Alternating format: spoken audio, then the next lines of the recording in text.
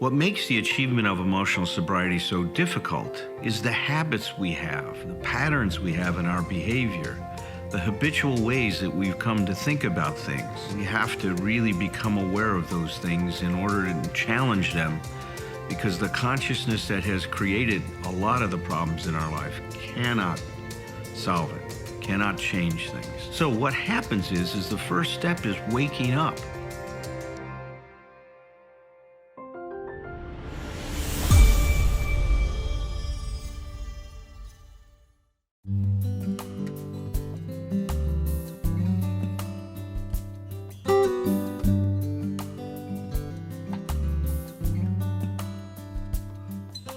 Thank you so much. My name is Herb, and I'm an alcoholic, and I'm very, very pleased to be here. Thank you for inviting me. And for all of your open heart, open mind, and participation. I've had the pleasure and honor of giving an overview of each step. And it's kind of like the roadmap to freedom. I'm not going to comment on that. The 12-step process is a path to freedom. And here's the roadmap, because there's 12 steps, right? The first 3 are about a relationship to power. The next 4 are about a relationship to myself.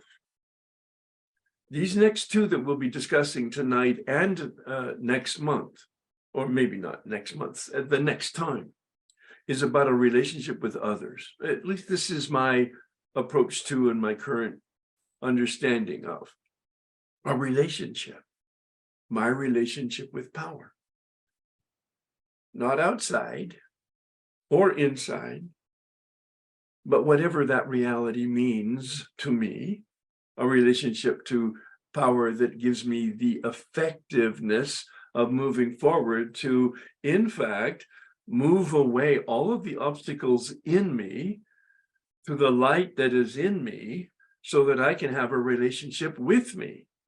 And now to identify and to remove those obstacles in me to my relationship with those around me, the community of humanity.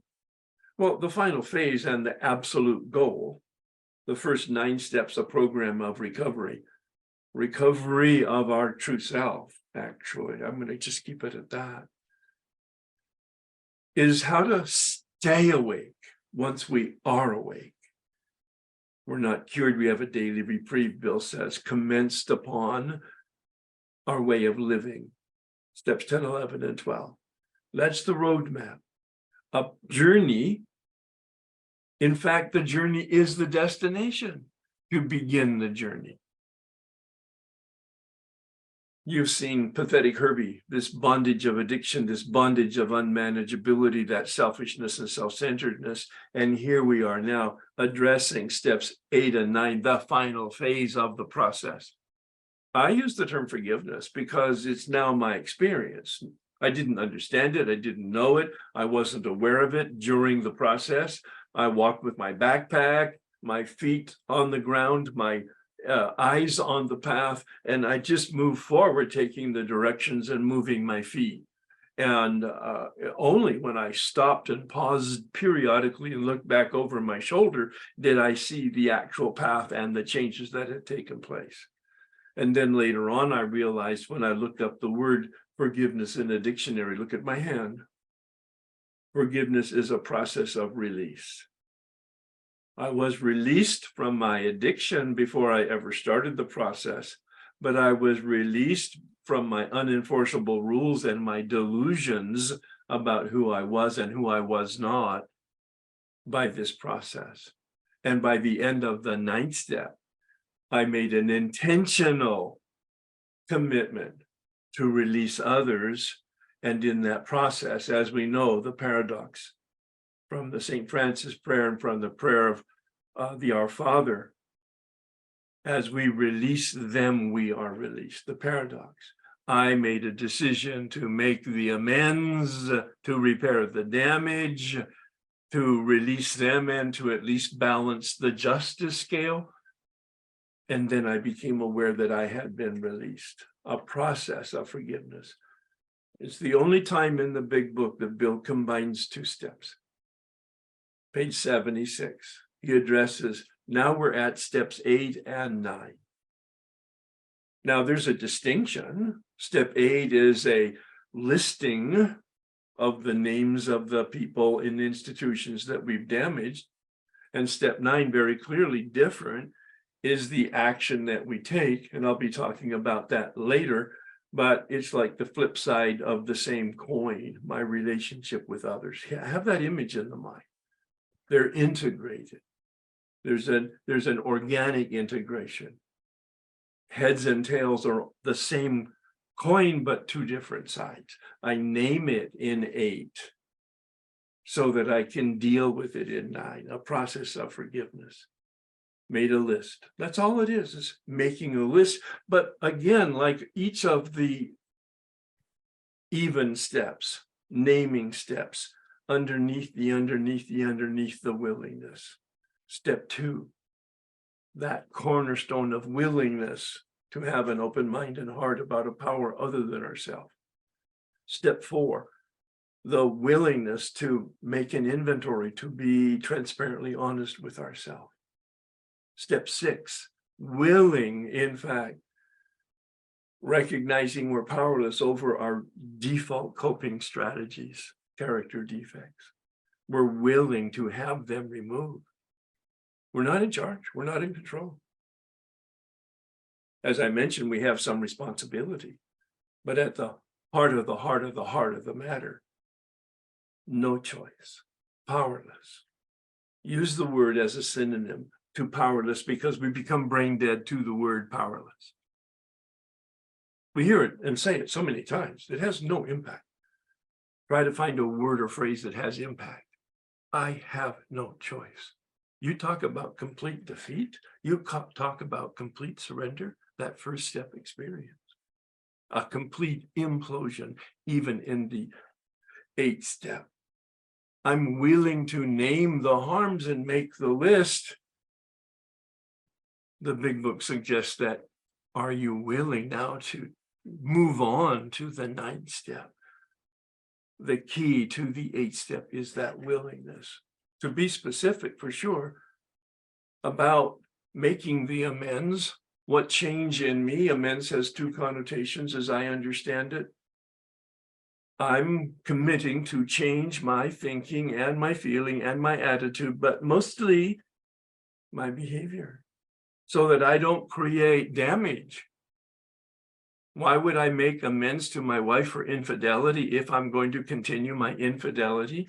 Getting right to the heart of the matter, the biggest area that I had to address.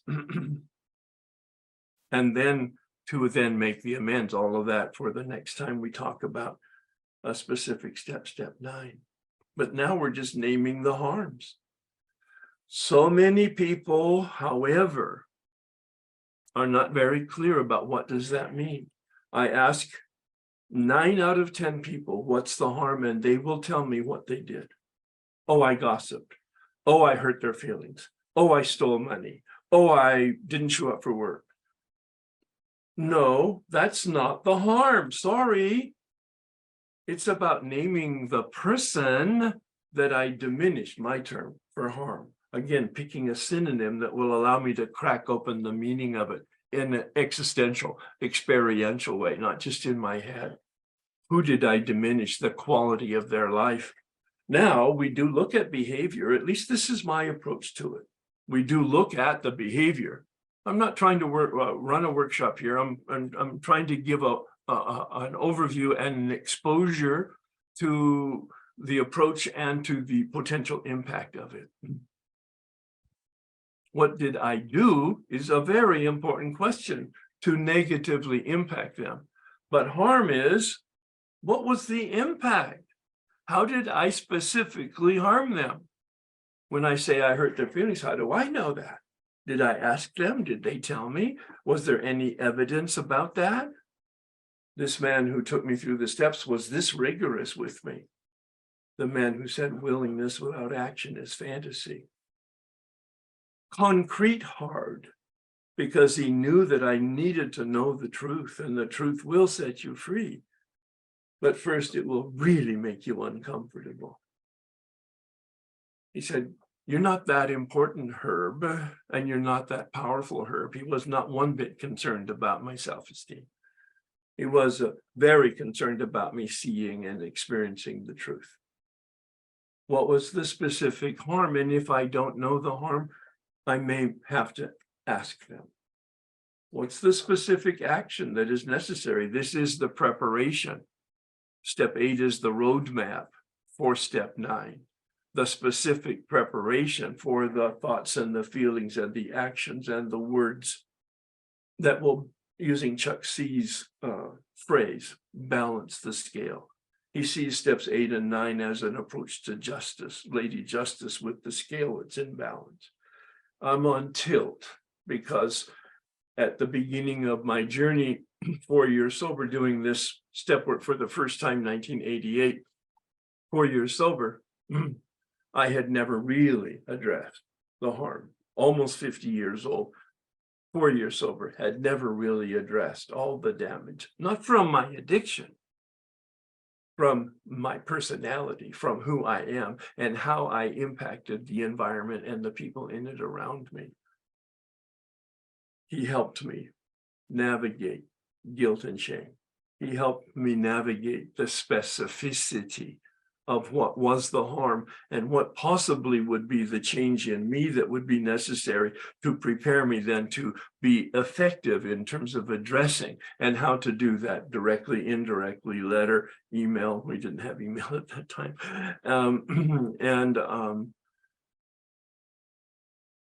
What part of the spiritual process would that include in terms of prayer and preparation, talking perhaps to an attorney, to a therapist, to an accountant, to an insurance agent, to a person who is experienced in corporate affairs. 5 different potential harms in 5 different potential situations. What is the specific action that is necessary to change me? What do I need to do in order to become the decent human being that I thought I was, but that was a delusion, but who I, in fact, had a vision of who I wanted to be as a result of steps 4 through 7. And how do you repair the damage? Of course, you can't change history. It goes without saying. But how do you balance the scale? How do you perhaps bring forgiveness and healing? I love the word healing in this process. I didn't know it in advance, but I experienced it in retrospect. They were healed by being released. I was healed in the process of their release, being released myself. And then, of course, the question, am I willing? He suggested 3 categories. Yes, I'm willing, mostly close friends and or family. Moderately willing, yeah, I'll get around to it. I'm not really very excited about this process, but yeah, on a scale of 1 to 3, that's a 2. And then there's the 3, hell no. I'll never do it, or they did more damage to me, and or. I had categories. And he said, start with the easy ones. Build the momentum of having an experience and making the amend, hearing the words that you mouth, feeling the feelings that you feel, taking the actions and feeling the rhythm of the actions face to face or in writing. And we even did dress rehearsals. That's part of, from my standpoint, the 8th step. When I've taken people through their 8th step, I've played the mother, I've played the father, I've played the spouse, I've played the son, I've played the daughter, so that they can hear the words and they can express the feelings and they can get a sense of the rhythm of it, so that they can perhaps do it more than once or twice if it's that important and that substantial. Am I willing to address the damage? I cannot fix it, but I can acknowledge it. And I've had many people in the process thank me for acknowledging it. This is about freedom. Dr. Berger is going to give us a new slide at some point where I actually drop the bars. That's emotional sobriety. When I release the bars in front of me, I have the awareness of this process and the experience of the release, a promise of freedom. Freedom through forgiveness is my experience with this. Thanks. You are here, Tom. Hey. I know. I reckon just a Snuck up moment ago, I here. noticed that. Yeah, I had the same response. Like, oh my God. He even gets surprised with himself at times. That's the magician in him. He pops out of out of nowhere, and then he You goes. have to be a pretty good magician to trick yourself too. I know. There you go. Well, Thanks. let me start off the commentary on this, because I think that this is such a critical step.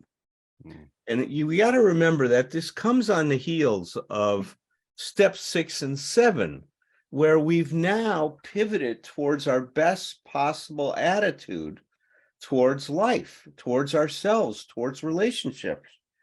And isn't it interesting that the first thing that comes along is says, okay, well, if you want to do that, take a look at your life where you haven't taken responsibility. Wow, here is that confrontation with how we've lived our life, with who we're not, so to speak, right? We did not live our lives by taking responsibility. I love how you own that so cleanly, Herb, in terms of how much time it took for you to really look yourself square in the face and say, it's time to clean up some of my behavior. And Well, that's that was the most important experience I had, was the horror at the impact on other people of my behavior. That's it. And see, that's the part. See, it's in one way, we got to think that what we've developed here is developing a new infrastructure so that we can support ourselves. Because if we looked at this before, many of us could not face what we were going to see. It would be too much. We would hate ourselves too much. We would be filled with too much shame. I mean, it would increase our sense of unworthiness. Yeah. For some people, they would become suicidal, and I've seen that happen. I mean, this is a powerful confrontation with reality. Yes. We talk about that emotional sobriety is learning to deal with life as it is. Well, this is learning to deal with ourselves as we are. That's the confrontation. Now, it's how we are, how we've been. It's not a sentence that this is how we're going to be the rest of our lives. We got to remember that we're facing this in order to now develop a new attitude towards life, one that's based on self-reflection, a practice of self-examination, self-reflection, owning when we're wrong and cleaning it up. See, we're building the foundation for that, to be able to really be in sync, or Bill likes to use the word true partnership with others. So this is an incredibly important step. So when we're making our list, I will be talking about this more in a few weeks. If Roger's not here next week, I'll do it next week, but it'll be in 2 weeks from tonight.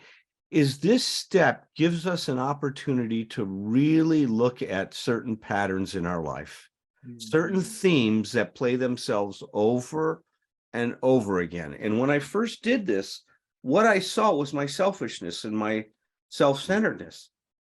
When I did it later on, I saw my emotional dependence that created so much selfishness and self-centeredness. I started to go a step deeper.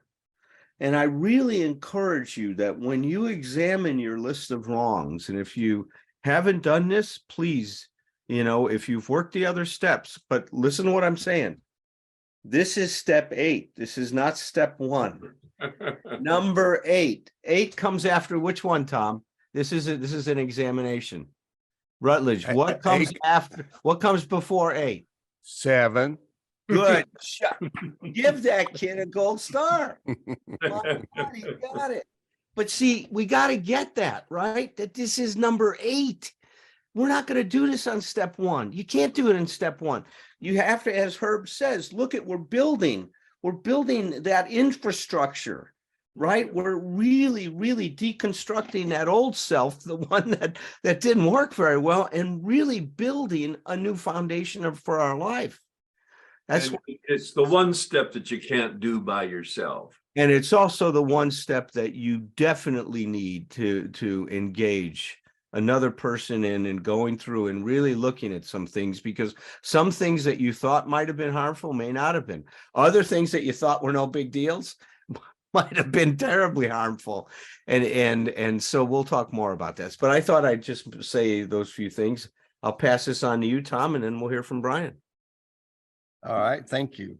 I tell you, the thing that jumps out at me from listening to Herb is what harm did I cause? The emphasis on that. I never thought of it just that way, Herb, but where you talk to people about well, it even goes back to the phrasing from earlier in the steps, the exact nature of our wrongs, just like the deeper parts of what is it. What is the dark part of me, of course, and what is the behavior, but what harm did it cause? And then you use the other word that got my attention after that, which is when I think I realized I was really, at least shoulder deep into it, is the horror of looking at what I had done, who I was at the time.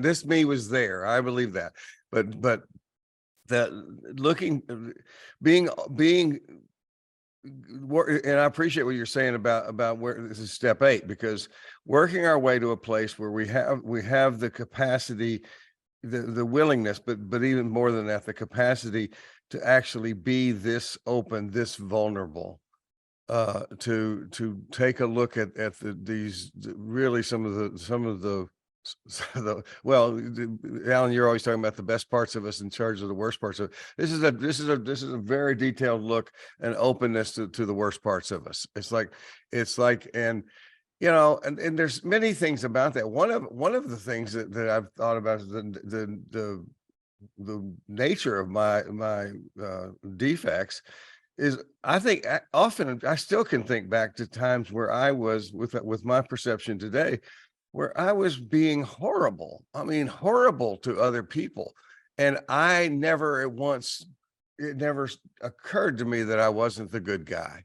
Mm-hmm. I was still the white hat. It's like, and I don't know if our gender has a corner on that or not, but I do know that I know a lot of other guys that we just have this ridiculous addiction to the white hat. It's like I've got to be seen as the good guy. And man, it's like going through this 8 and 9 has helped me and helps me as because I take all of these things as the beginning of more practice, of just the openness to look at exactly how, as maybe a weird way to say it, but how horrible I have been, how horrible because one of the things that I really believe in, and this kind of where some of the recovery stuff and therapy come together for me, is the darkest parts of me, the deepest, darkest parts of my shadow self, are things that I need to acknowledge because to help heal from the past and to help to acknowledge to other people whom I've harmed. But I also believe that the power of doing this is because all of the negative, all of the dark parts of myself that I have enacted in my life before remain potentials, just like my addiction. Just you don't get rid of anything. It's like this is like a reorganization of the corporation here. This is about we are assigning these, and what I believe is we assign these deep, dark, crummy little parts of ourselves to places where we can keep an eye on them. I've always the better the enemy that and these are intrapersonal enemies, but I don't want them to be able to sneak up on me. And I believe that they are every bit as cunning, baffling, and powerful as addiction, as my alcoholism is to me. So the idea of that, and the last thing I would just want to say is about the practice of it, because one of the experiences I've had Well, I'll just go back one thing. I think I've said in this group before that I had a wonderful sponsor in the beginning of my recovery who and one of my favorite quotations from him is I've heard other people talk about it, but I hadn't heard anybody until he said that to me, is that these steps of amends has nothing to do with apology. This is about it's about acknowledgement, to ourselves and to somebody else, and it's about and he pointed out the word amends does not mean apology, it means change. And just like what you said, Herb, is like if I apologize, or if I acknowledge my infidelity, and just before I go have another date, it's like, then what happens is the apology or the attempt at the amends becomes part of the abuse. Mhm. And we know people, we've been people, I've been people like that, where the apology, oh, I'm so sorry, is so much a part of the pain I have inflicted on somebody else just by apologizing, because it's such a fucking lie. Yeah, you it's know? such an important nuance that you bring It in. is, yeah. Yeah. And I heard some, thank you very much. Yeah. And I'm not stopping you, but Yeah. I can't hardly hold myself back from saying, because you talked about it, it's just dormant. Mhm. It's just dormant in us. And Mhm. Bill says that we have a daily reprieve. I heard a wonderful definition of darkness: Oh, the good. absence of light. Yes. I mean, that makes it like so clear. I'm walking toward the light so that I can be filled with the light. To the extent that I'm filled with the light, I don't have the darkness, but the darkness does illuminate, excuse me, the light does illuminate the darkness. I love it. I love it. It's as a matter of fact, it reminds me of one of my little nutshells I had out one time that just said we don't get rid of the dark, we simply turn on the light. Thank you. Yeah, exactly. And boy, that's what this whole process is. And yeah, and like I said, the last piece I want to say is just, practice makes practice, ongoing. I have been amazed and extremely grateful for, as years have gone by in my recovery, how certain circumstances or certain conversations will bump into me, and all of a sudden a whole new another relationship with another person, or a whole nother area of my life, where I realize, I go, oh my fucking God, what I was horrible to that person, and then I go, and as long as I believe to do so would not harm that person, I go, looking for that person, so I can at least write my letter that my old man thing, I think, has always been, I still write those letters by hand and put them in the mail if I come up to them, because there's just something about email that just seems, I don't know, too simple or something. It's like, and I also want to just say, and this is not the point of doing the steps, but I always like things. I like blessings, and I've had a couple of times where I have heard back from somebody I had no need to hear back from. It was not on them at all to do anything. The back in my day, the same sponsor would say, when you drop your letter in the mail, he said, when you let go of the letter into the mailbox, then you're done.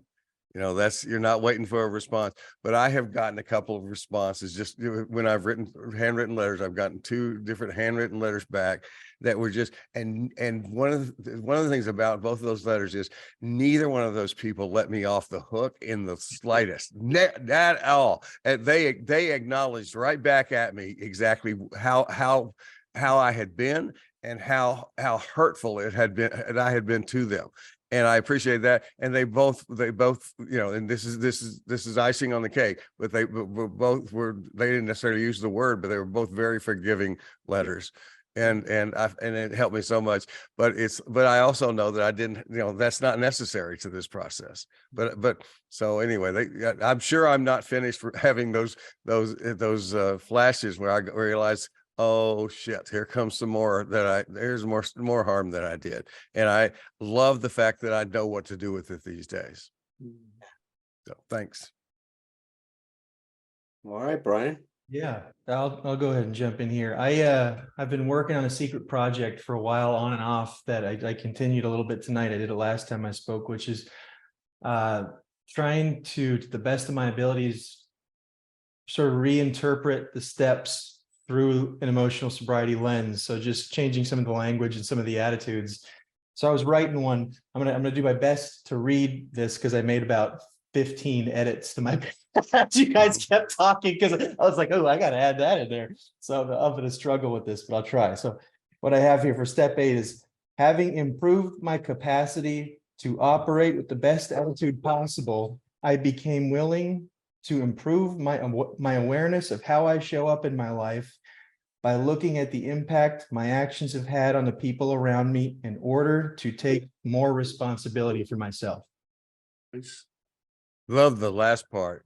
Yeah. In order to the purpose. It was a little too Why long. you- You gotta why condense you- that No, to it's the not mouth. too long. No, Possible. I was trying to fit in Absolutely. everything you guys said into Oh, like so no, beautiful. no, allow it to percolate, allow it to simmer. That it's wonderful. Allow it, and you'll wordsmith it. Mhm. Mhm.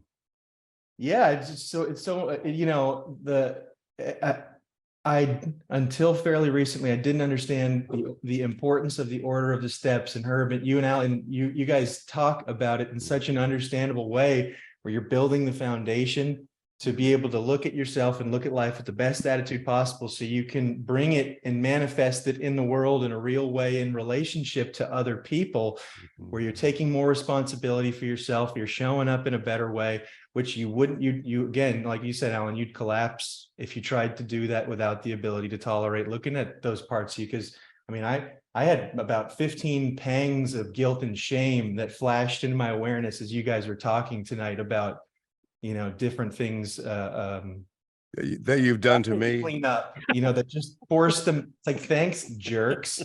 but actually, thank you. But I wouldn't have been able to do that a while ago without this stuff. So anyways, it's my little 2 cents. No, I want to just jump in there with you, Brian. The idea that through Alan and her both is that I had never really given any conscious thought to the order of the order and the process and the power of the order of the steps. And it's like it made when Alan, I first heard Alan talking about it, it made sense. But as you guys, because I mean, learning is repetition to me. It's like we just keep going over and over, and it's like, and we're forgetting machines. So it's just we don't need to be. I always say we don't need better memories. We just need lots of reminders. And one of the things a support system is we're each other's Post-it notes. We just by not even because we have to say it. We just by our very existence we remind each other to stay awake, like what Herb was talking about. But I just want to thank both of you. Like Brian, in terms of helping to see how this builds and how this comes from the foundation up. It's real. That's really been impactful for me since we've been doing this. So I want to point out something that somebody said in the chat.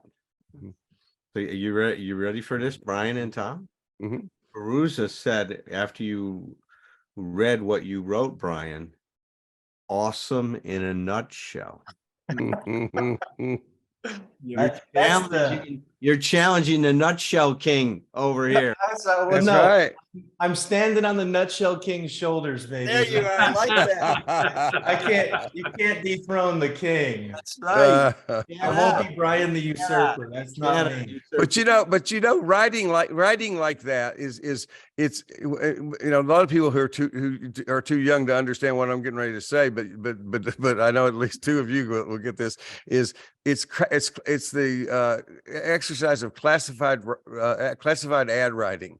Remember the old classified ads where you paid by the word and you didn't have much money, and you had it's one of the greatest writing exercises. When I've taught writing before, I've used that, you just to edit things down, to get them, take all the unnecessary words out. And when you said that you've gone through 15 edits, all I thought was just welcome to the world of authorship, man. You're one of us, because writing is rewriting. I remember when somebody told me that at first, I hated it. And it's one of the absolute truths of this business. Writing is rewriting. So it'll keep changing too. I hear a lot of people criticize the 12 steps that they're old-fashioned. I can understand that criticism. They were written back in 1935. Some people that are agnostic have difficulty with the word God used in the steps. For me, I look at the process that's involved. The forces that the 12 steps generate are so powerful that I think they're ageless. There's this interesting phenomena that happens when you work the steps. They create a charge and then a discharge. You know, the first step, we're powerless. Our life has become unmanageable. It creates this charge. You know, we're in big trouble and we don't know what to do. And then step 2 comes along and it says we have hope. That charge, that existential crisis that we have is resolved. What's happening here is parallel to life. We charge ourselves when we breathe in. When we exhale, we discharge. That's the rhythm of life. And the way I love to think about the 12 steps, it's helping us get connected to the rhythm of life so we can learn how to show up in a good way.